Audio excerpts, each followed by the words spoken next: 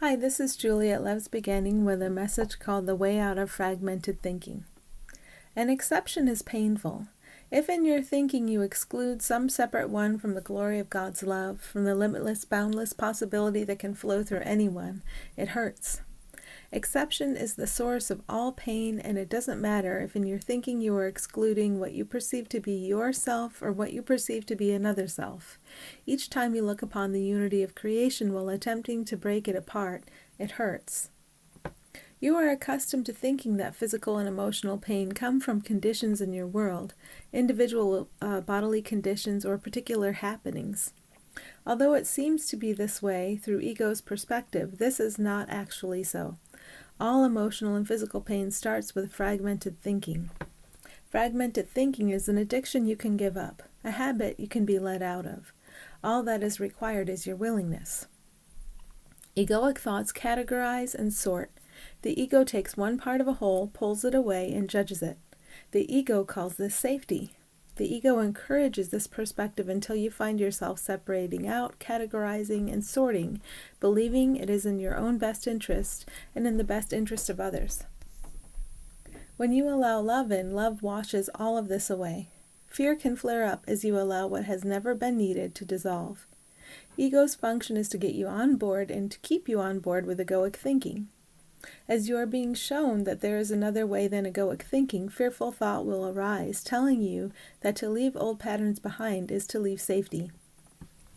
Ego will always send thoughts that to control conditions from the perspective of a small and vulnerable self is the best option you have.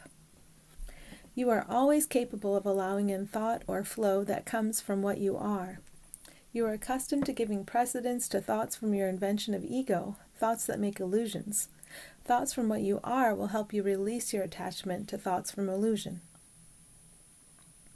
Ego is always just doing its job. You invented ego, and ego is always an illusion. Ego is nothing pretending to be something. You believe at times that ego is real or an enemy to be vanquished. It is just an illusion you use to give yourself the experience of separation, and you have endless assistance in releasing your reliance upon this illusion.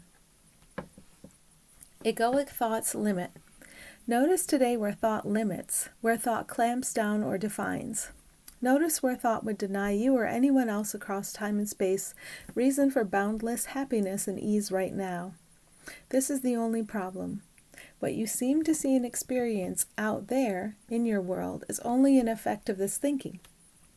Egoic thoughts keep deciding what isn't possible, what's going to go wrong, what you need to clamp down and control. These thoughts are not worthy of your trust, and behind each one of these thoughts is a thought from the wholeness of us that is worthy of your trust.